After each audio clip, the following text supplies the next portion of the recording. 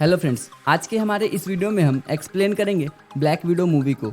ये साल 2021 में रिलीज हुई थी और ये एमसीयू की 24वीं मूवी है। इस मूवी के इवेंट्स सिविल वॉर और इन्फिनिटी वॉर मूवी के बीच के हैं। तो चलिए मूवी की एक्सप्लेनेशन शुरू करें। रशिया में कुछ सालों पहले रेड रूम नाम की एक एकेडमी थी जिसमें छोटी लड़कियों को ट्रेन करके जासूस और हत्यारा बनाया जाता था और उन लड़कियों को ब्लैक विडो कहा जाता था। इस एकेडमी को जनरल ड्रेकोव रन करता था और वो अपने एकेडमी में लड़कियों को भर्ती करने के लिए या तो किडनैप कर लेता था या खरीद लेता था। वो अपने एकेडमी में सिर्फ ताकतवर लड़कियों को ही भर्ती करता था और जो लड़कियां कमजोर होती थी उन्हें मार देता था। ड्रेकोव ने इस प्रोग्राम को नाम दिया था ब्लैक विडो प्रोग्राम। इसकी ट्रेनिंग इतनी खतरनाक थी कि सिर्फ 20 में से एक ही लड़की टिक पाती थी और वो आगे चल के बन जाती थी ब्लैक विडो, जिन्हें ड्रेकोव दुनिया भर में जासूसी करने के लिए भेज देता था और बड़े बड़े पॉलिटिशियन को कंट्रोल करता था। 1988 में ड्रेकोव को नताशा के बारे में पता चला, जो कि उस समय 4 साल की थी। नताशा के डीएनए रिपोर्ट देख के ड्रेकोव को पता चल गया था कि वो बहुत ही हिम्मत वाली है, इसलिए उसने नताशा के पेरेंट्स को पैसे देके उसे खरीद लिया। उसके बाद 4 सालों तक नताशा को ट्रेनिंग दी गई। फिर 1992 में जनरल ड्रेकोव को पता चला कि अमेरिका के ओहायो शहर में शील्ड का एक बेस है जहां हाइड्रा के एजेंट विंटर सोल्जर प्रोग्राम पर काम कर रहे हैं। उसे ये पता था कि विंटर सोल्जर प्रोग्राम दिमाग को काबू करने के मामले में कितना असरदार है, इसीलिए ड्रेकोव उस ब्रेन कंट्रोलिंग रिसर्च लेने के बारे में सोचता है ताकि उसकी ब्लैक विडोज पूरी तरह से उसके कंट्रोल में रहे। इसीलिए उसने एलेक्सी सोस्टाकोव और मेलिना वोस्टाकोव को वहां भेजने का फैसला किया। एलेक्सी रशिया का पहला सुपर सोल्जर था जिसे रेड गार्डियन के नाम से भी जाना जाता था और मेलिना एक ब्लैक विडो थी जो कि रेड रूम में साइंटिस्ट भी थी। ड्रेकोव इन दोनों को हस्बैंड वाइफ बना के ओहायो में भेजता है और उनके इस परिवार को और भी सच्चा बनाने के लिए वो 2 लड़कियों को उनके साथ भेजता है, जिसमें एक थी नताशा रोमानोव जो कि उस समय 8 साल की थी, वहीं दूसरी थी येलिना बेलोवा जो कि उस समय 3 साल की थी। येलिना को इस मिशन के बारे में कुछ पता नहीं था, वहीं नताशा को इसके बारे में सारी जानकारी थी। फिर 1992 से लेकर 1995 तक वो चारों ओहायो में एक फैमिली बन के रहे और किसी को भी उन पर शक नहीं हुआ। उस दौरान एलेक्सी ने शील्ड के उस बेस में काम करना शुरू कर दिया था। फिर 1995 में जब हाइड्रा की रिसर्च पूरी हो गई तो एलेक्सी ने उनका डाटा कॉपी करके शील्ड के उस बेस को जला दिया। अब एलेक्सी और मेलिना का मिशन पूरा हो गया था तो वो वहां से प्लेन से भागते हैं। पुलिस और शील्ड के लोग उनका पीछा करते हैं लेकिन वो पुलिस के हाथ नहीं आते और वहां से भाग के क्यूबा चले जाते हैं जहां ड्रेकोव उनका इंतजार कर रहा था। अब जब मिशन पूरा हो गया था तो नताशा को वापस रेड रूम में भेज दिया जाता है और येलिना को भी उनके साथ भेज दिया जाता है। इसके कुछ साल बाद एलेक्सी और ड्रेकोव के बीच किसी बात को लेकर झगड़ा हो जाता है, इसीलिए ड्रेकोव एलेक्सी को रशिया के एक जेल में उम्र कैद करवा देता है। फिर 2002 में नताशा की ट्रेनिंग पूरी हो जाती है और वो बन जाती है ब्लैक विडो। फिर 2008 में नताशा शील्ड के नजरों में आ जाती है और उसकी हरकतों की वजह से निक फ्यूरी उसे मारने का फैसला करते हैं और उसे मारने के लिए वो क्लिंट बार्टन यानी कि हॉकाई को चुनते हैं। लेकिन जब क्लिंट नताशा को मारने गया तो उसने देखा कि नताशा अपने मर्जी से ये सारे काम नहीं कर रही है, वो मजबूरी में ये सब कर रही है। इसीलिए क्लिंट ने उसे मारने के बजाय शील्ड में भर्ती होने का मौका दिया। लेकिन शील्ड में भर्ती होने से पहले नताशा को ड्रेकोव को मारने का काम सौंपा गया। उस टाइम पे ड्रेकोव का ऑफिस बुडापेस्ट शहर में था और उसकी एक बेटी भी थी एंटोनियो, जो कि अक्सर अपने पिता से मिलने उस ऑफिस में जाती थी और ये बात नताशा जानती थी। इसलिए उसने हॉकाई के साथ मिलकर ड्रेकोव के उस ऑफिस में बहुत सारे बॉम्ब लगा दिए। फिर जब नताशा ने एंटोनियो को उस ऑफिस में जाता देखा तो उसे यकीन हो गया कि ड्रेकोव अभी उसी ऑफिस में है, इसीलिए उसने पूरे बिल्डिंग को ही बॉम्ब से उड़ा दिया। इससे नताशा कंफर्म हो गई कि ड्रेकोव मर गया है और अब रेड रूम भी बंद हो जाएगा। लेकिन ड्रेकोव उस धमाके से मरा नहीं था क्योंकि उसका ऑफिस बहुत ही सेफ था। इसके बाद नताशा शील्ड में भर्ती हो जाती है, इसीलिए ड्रेकोव नताशा को कुछ नहीं करता और उससे दूरी बना के रहता है, जिससे नताशा को ये लगे कि ड्रेकोव मर चुका है और उसे रेड रूम के बारे में पता ना चले। उसके बाद ड्रेकोव ऐसी जगह पे रेड रूम को शिफ्ट कर देता है कि कोई भी उसका पता ना लगा पाए। उसने एक हाईटेक एयरबेस में उड़ते हुए एरोप्लेन को नया रेड रूम बना लिया जो कि रशिया के आसमान में था। दूसरी तरफ मेलिना ने हाइड्रा के उन फाइल्स पर कुछ सालों तक रिसर्च करके एक ऐसा केमिकल बना लिया था जिससे किसी के भी दिमाग को काबू किया जा सकता था। इसके बाद ड्रेकोव इस केमिकल का इस्तेमाल करके रेड रूम के सभी लड़कियों को अपने कंट्रोल में कर लेता है और उसने सभी लड़कियों के अंदर एक ट्रैकर डिवाइस भी लगा दिया था ताकि वो हर किसी पर नजर रख सके और उन्हें कमांड दे सके। इसके बाद मेलिना सेंट पीटर्सबर्ग नाम के एक शहर में चली गई और वहां वो अपने माइंड कंट्रोलिंग फार्मूला को बेहतर बनाने में लग गई। दूसरी तरफ येलिना भी एक ब्लैक विडो बन गई थी और वो ड्रेकोव के माइंड कंट्रोलिंग की वजह से रेड रूम के मिशन पूरे कर रही थी।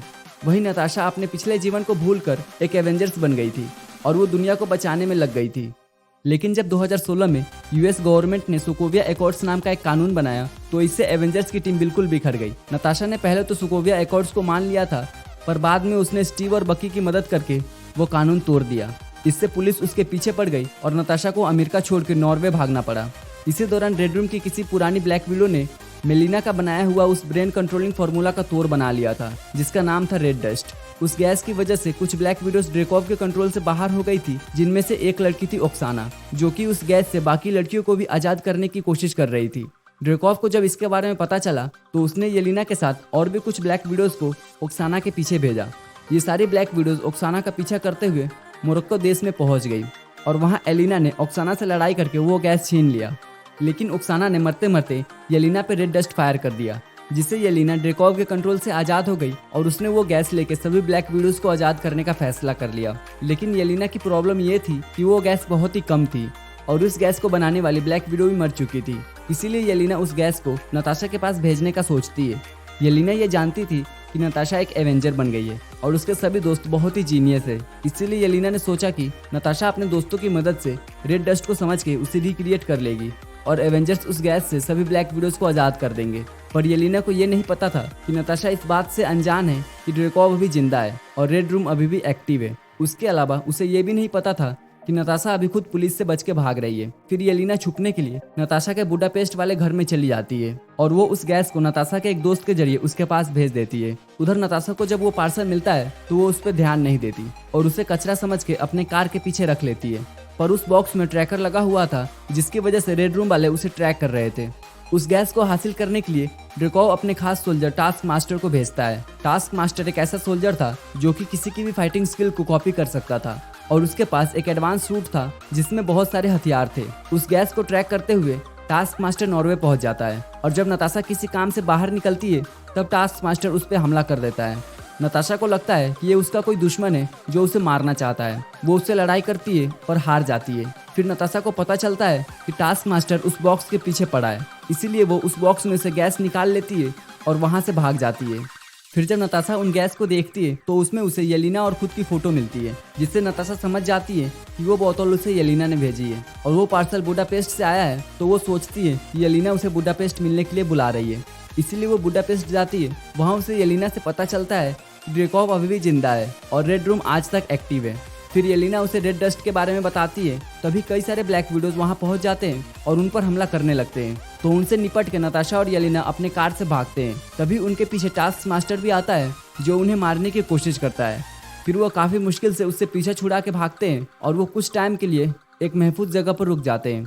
येलिना यहाँ नताशा को बताती है कि कैसे ड्रेकॉव अपने ब्लैक विडोज के जरिए दुनिया भर में आतंक फैला रहा है। ये सब जानने के बाद नताशा ड्रेकॉव को मारने का फैसला करती है। पर इनके सामने सबसे बड़ी मुश्किल थी कि किसी को भी नहीं पता था कि रेड रूम कहाँ पर है, क्योंकि सभी ब्लैक विडोज को भी वहाँ बेहोश करके ले जाया जाता था। फिर नताशा और येलिना को रेड गार्डियन यानी कि एलेक्सी की याद आती है, जो कि ड्रेकॉव का काफी अच्छा दोस्त था। इसीलिए उन्हें लगता है कि शायद उसे रेड रूम के बारे में पता होगा। पर एलेक्सी अभी जेल में कैद था, इसलिए दोनों उसे जेल से भगाने के लिए रशिया जाते हैं। वहाँ वो दोनों बहुत ही मुश्किल से एलेक्सी को बाहर निकालते हैं।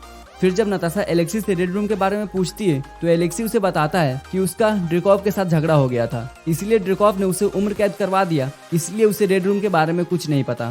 पर एलेक्सी उसे बताता है कि मेलिना आज भी ड्रेकॉव के लिए काम करती है, इसीलिए वो रेड रूम के बारे में जानती होगी। एलेक्सी को ये मालूम था कि मेलिना का घर कहाँ पर है, इसीलिए वो उसके घर पर जाते हैं। वहाँ मेलिना अपने माइंड कंट्रोलिंग फार्मूला को इम्प्रूव करने में लगी हुई थी। जब ये वहाँ पहुँचते हैं तो मेलिना उनका बड़े अच्छे से स्वागत करती है, लेकिन वो चुपके से रेड रूम वाले को उनकी जानकारी दे देती है। फिर मेलिना उन्हें बातों में उलझा के रखती है ताकि वो वहाँ से भाग ना पाए। लेकिन जब नताशा मेलिना को बताती है कि उसके दिए सीख ने उसे आज तक जिंदा रखा है, तो इस बात से मेलिना का भी दिल पिघल जाता है और वो नताशा का साथ देने के लिए तैयार हो जाती है। फिर वो नताशा को रेड रूम के बारे में सब कुछ बता देती है और फिर वो दोनों रेड रूम को बर्बाद करने का प्लान बनाते हैं। मेलिना और नताशा फेस मास्क टेक्नोलॉजी का इस्तेमाल करके एक दूसरे का चेहरा लगा लेते हैं ताकि वो रेड रूम पहुंचकर ड्रेकॉव को धोखा दे सके। तभी टास्क मास्टर और रेड रूम के सोल्जर वहां आ जाते हैं। फिर नताशा, जो कि मेलिना बनी होती है, वो टास्क मास्टर का साथ देती है और बाकी सभी को गिरफ्तार कर लेती है। उसके बाद सभी उड़ते हुए रेड रूम में जाते हैं। उनका प्लान ये था कि नताशा मेलिना के रूप में ड्रेकॉव को बातों में उलझा के रखेगी और असली मेलिना रेड रूम को जमीन पर लैंड कर देगी ताकि पुलिस वहां पहुंच के ड्रेकॉव को गिरफ्तार कर सके। लेकिन ड्रेकॉव नताशा को पहचान लेता है और वो रेड रूम की लैंडिंग रोक देता है। यहाँ ड्रेकॉव नताशा को बताता है कि टास्क मास्टर और कोई नहीं बल्कि उसकी बेटी एंटोनिया है, जो कि उस बॉम्ब ब्लास्ट में मरी नहीं थी बल्कि बहुत ही घायल हो गई थी और उसका चेहरा बहुत ही बिगड़ गया था।